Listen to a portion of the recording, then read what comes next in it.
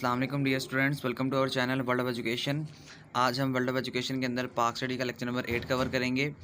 और पाक स्टडी का लेक्चर नंबर 8 कवर करने से पहले मेरी आपसे ये रिक्वेस्ट है कि मेरे मोस्टली स्टूडेंट्स ऐसे हैं जिन्होंने मेरा चैनल अभी तक सब्सक्राइब नहीं किया हुआ, तो काइंडली आप सब्सक्राइब भी कर लिया करें, क्योंकि वीडियो बनाने में बहुत ज़्यादा मेहनत लगती है और हम लोग वीडियोज़ आपके लिए बनाते हैं। आप हमें आगे से रिस्पॉन्स भी काइंडली दिया करें, ये आपकी तरफ से हमारे लिए एक ऐसा गिफ्ट होता है जिसे हमने रिसीव करना होता है। तो काइंडली आपसे ये रिक्वेस्ट है हाईली तौर पर कि आप हमारे चैनल को सब्सक्राइब कर दें ताकि हमें भी फ़ायदा हो सके।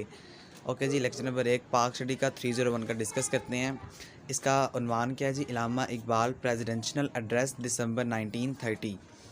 इसका मतलब क्या है जी? अब मैं आपको इसी वीडियो में आपको इंग्लिश हैंडआउट्स के साथ साथ उर्दू हैंडआउट्स भी दिखा दूंगा ताकि आपका कॉन्सेप्ट जो है वो क्लियर हो सके। मैंने 12 दफ़ा अपनी वीडियोस में रिपीट किया है कि आप जो है वो कॉन्सेप्ट अपना क्लियर किया करें। आप जैसी मर्ज़ी टूटी फूटी इंग्लिश लिखेंगे, वर्चुअल यूनिवर्सिटी वाले आपको नंबर देंगे। इसी के साथ साथ मैं इंशाल्लाह ताला अपने इस चैनल पर आपको पाक स्टडी 301 के पास्ट पेपर्स भी प्रोवाइड कर दूंगा और उसके अंदर ऐसे जो क्वेश्चन हैं वो मैंने लिखे होंगे जिससे इंशाल्लाह आपका पेपर 90 to 95% वहीं से आएगा।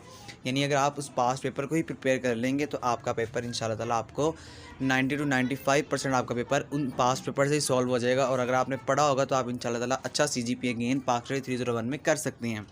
इसी के साथ साथ मैं आपके साथ शेयर करूंगा जो पास्ट पेपर्स हैं CS 101 के भी, MGT 101 के भी शेयर कर दूंगा, इस्लामियात के भी शेयर कर दूंगा। और आगे जो भी आप पास्ट पेपर शेयर करवाना चाहते हैं आप मुझसे कमेंट सेक्शन में लिख सकते हैं। मैं इंशाल्लाह आपको जो पास्ट पेपर्स हैं वो आपके साथ शेयर कर दूंगा। लेक्चर नंबर 8 की बात करते हैं जी। इलामा इकबाल ने क्या किया था? दिसंबर 1930 में प्रेसिडेंशियल एड्रेस के तौर पर कुछ खिताब किए थे, कुछ फ़िलासफ़ी भी दी थी, कुछ फरमाया भी था। सबसे पहले हम बैकग्राउंड की बात करते हैं, लेकिन उससे पहले देखें पहली लाइन लिखी हुई है एज अ शॉर्ट क्वेश्चन ये या आ सकती है और एज अ MCQ आपसे पूछी जा सकती है कि doctor Allama Iqbal rank among the Muslim intellectuals who left a deep impact on history. इसका मतलब ये है कि इलामा इकबाल एक ऐसे मुस्लिम इंटेलेक्ट है जिन्होंने लेफ़्ट कर दिया डीप इम्पैक्ट, यानी वो छोड़ गए पीछे एक बड़ा गहरा समुंदर हिस्ट्री में। किस चीज़ का? मुसलमानों के लिए। He inspired Muslims of the subcontinent and beyond. Allama Iqbal ने मुसलमानों को इंस्पायर किया। He infused a moving spirit and identity in the Indian Muslim. किस चीज़ के लिए एक्सपायर किया? अगली लाइन में लिखा हुआ है इलामा इकबाल ने मुसलमानों को, इंडियन के जो मुसलमान थे उनको अपनी शनाख्त के लिए, अपनी शनाख्त से मुराद ये है कि उनको अपनी शनाख्त करवाई, उनको इंस्पायर किया, उनको मजबूर कर दिया इस चीज़ पे कि आप अपने आप को पहचानें, आप कौन सी कौम है, किस कौम में आप जो है वो लाए करते हैं और आपका मेन पर्पस, मेन ऑब्जेक्टिव क्या है। उसके बाद यहाँ पर बैकग्राउंड देखें, बैकग्राउंड इंपॉर्टेंट है। एज अ MCQs पूछा जा सकता है आपसे बैकग्राउंड के अंदर जो हिस्ट्री, जो डेट्स आपको दी हुई हैं तो आपने इसको इस तरह याद कर लेना है।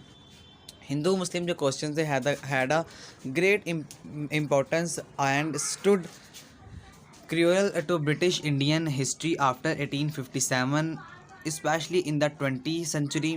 जो हिंदू मुस्लिम्स के जो क्वेश्चन थे उन्होंने बड़ा इंपॉर्टेंट इम्पैक्ट डाला था 20वीं सेंचुरी के अंदर। मुसलमानों ने एक इशू को रिमेन कर दिया था, इनकी एक सेपरेट आइडेंटिटी उभर कर आ रही थी।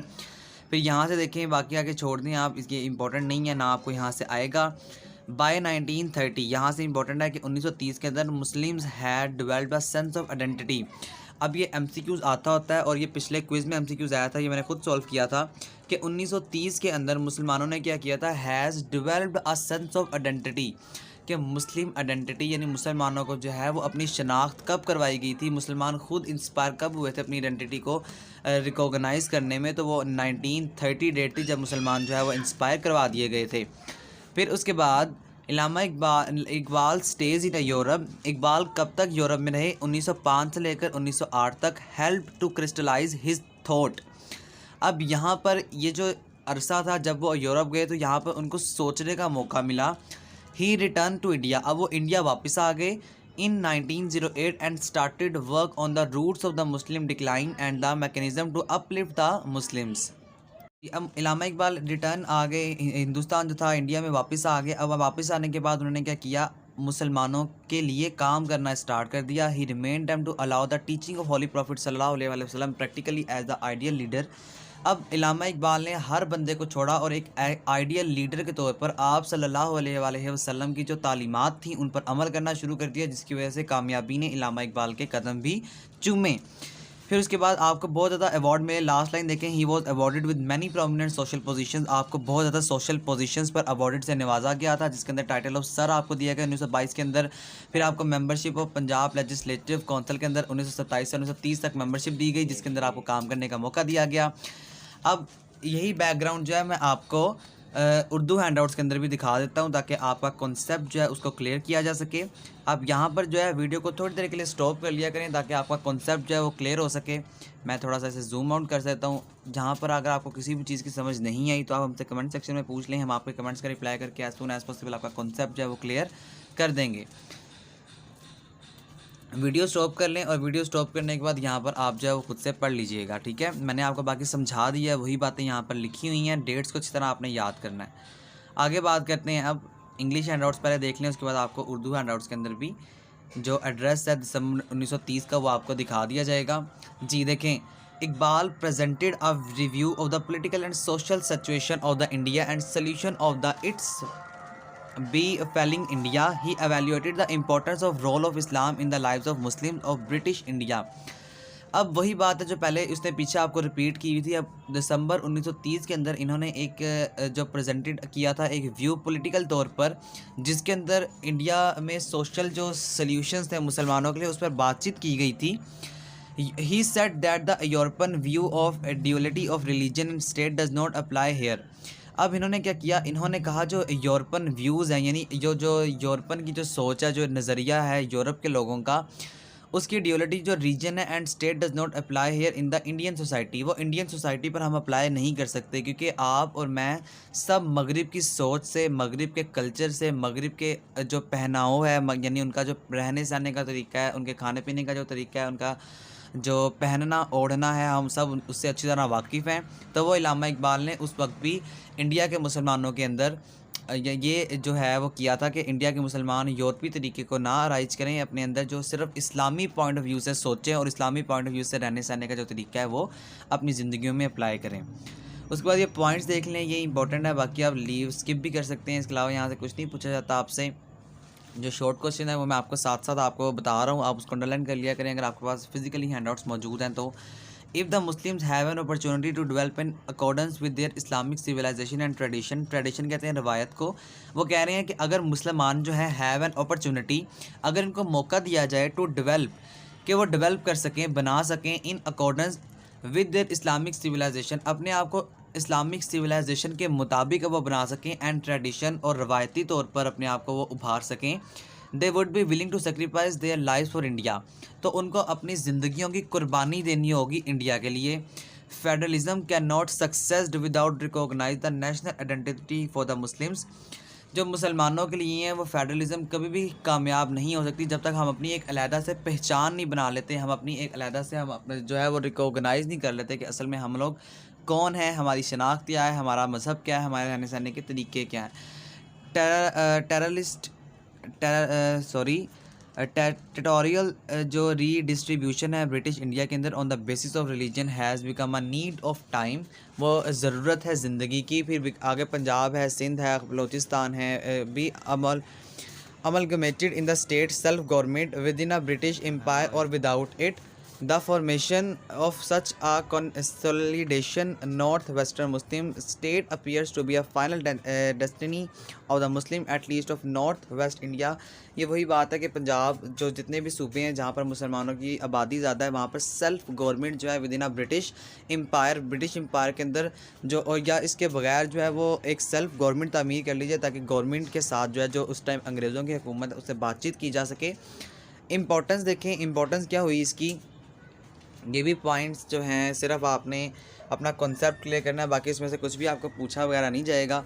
इकबाल ने एड्रेस किया is a forceful and logical presentation of the India case in India, why should they be treated as a political entity rather than a minority, यानी उस टाइम मिनॉरिटी से मुराद ये है कि उस टाइम जो है वो अकलियत जो थे वो मुसलमान उस टाइम अकलियत में थे, इसी वजह से वो यहाँ पर वो कह रहे हैं कि अब आपने क्या किया, इकबाल ने एड्रेस दिया forceful, and logical presentation of the Muslim case in India, यानी इंडिया के अंदर इकबाल ने क्या किया था, ऐसे पॉइंट ऑफ व्यूज़ दिए थे जिससे मुसलमानों की पावर में थोड़ा बहुत इजाफा हुआ था और मुसलमान जो है वो गवर्नमेंट से बातचीत करने के काबिल भी हो गए थे।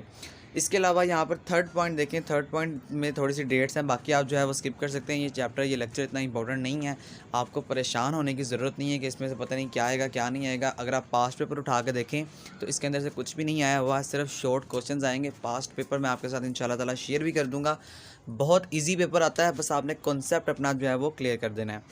तो देखें third point, he further express these ideas, Allama Iqbal ने अपने जो आइडियाज़ हैं उनको एक्सप्रेस किया था, बढ़ा दिया था। लेटर्स टू जिना को, यानी कायद-ए-आज़म मोहम्मद अली जिन्ना को उन्होंने ख़तूत भेजे थे।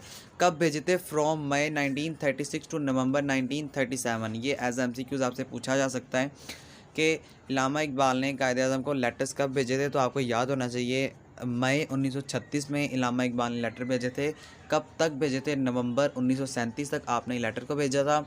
ही टॉक्ड, आप हमेशा बात करते थे, of a separate federation of the Muslim provinces, आप हमेशा ये बात करते थे कि एक ऐसी सेल्फ गवर्नमेंट बना दी जाए जिसका सेपरेट फेडरेशन हो। फेडरेशन से मिला यहाँ पर आप गवर्नमेंट ले सकते हैं कि अब जहाँ पर मुस्लिम प्रोविंसेस है वहाँ पर मुसलमानों की एक हुकूमत बना दी जाए। The north western India and Bengal cannot be considered as entitled to the self-determination like other nations in India and outside। इसका मतलब ये है कि अब जो नॉर्थ वेस्ट इंडिया की जो गवर्नमेंट और बंगाल की जो गवर्नमेंट है उन्होंने क्या किया, कैन बी कंसिडर्ड, आपको कंसिडर किया था या कंसिडर किया जा सकता था as entitled to the self determination like other nations in India. यानी कि उस टाइम जो है इंडिया में सिर्फ दो जो कौमें थी वो आबाद नहीं थी, दो बड़ी कौमें थी वहाँ पर, जो एक हिंदू थे और एक दूसरी कौम जो थी वो मुसलमान थी। बाकी छोटी छोटी जो मुसलमान जो थी वहाँ पर कौमें थी, छोटी छोटी फॉर्म में वो डिस्ट्रीब्यूट की गई थी। तो अब वहाँ पर भी उनकी सेल्फ गवर्नमेंट मौजूद थी उस टाइम पर। तो यही इकबाल ने जो आइडिया दिया था कायद-ए-आज़म मोहम्मद अली जिन्ना को कि जहाँ पर जो मेजॉरिटी है मुसलमानों की, वहाँ पर जो है हम सेल्फ गवर्नमेंट को तामीर कर लें ताकि हम जो है एक पार्टी बना सकें जिस पार्टी के थ्रू कम्युनिकेट किया जा सके।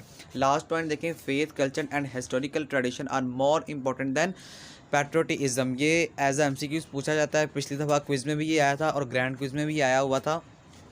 तो ये आपने अच्छी तरह याद कर लेना है कि ये आखिरी दो पॉइंट्स भी ये पूछे जाते हैं MCQs के अंदर कि in difficult time Islam has save the Muslim, in difficult time who has save the Muslim. ये क्वेश्चन था पिछली दफ़ा, तो इस्लाम था, कायद-ए-आज़म था और इलामा इकबाल था। तो आपको पता होना चाहिए डिफ़िकल्ट टाइम में इस्लाम ने हमें सेव किया था मुसलमानों को, कायद-ए-आज़म ने भी किया था, इलामा इकबाल ने भी किया था, लेकिन उन्होंने इस्लाम के असूलों पर रहकर हमें सेव किया था।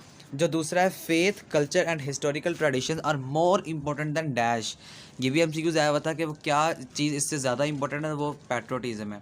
यहाँ तक आपका चैप्टर नंबर जो है 8 था। अगर इस मॉड्यूल को, इस लेक्चर को समराइज़ किया जाए तो इसके अंदर आपको इलामा इकबाल का जो प्रेसिडेंशियल एड्रेस है उसके बारे में थोड़ा सा नॉलेज दिया गया आपको, ताकि आप जो है इलामा इकबाल के बैकग्राउंड के बारे में जान सकें। इसके अलावा यहाँ पर कुछ भी नहीं है।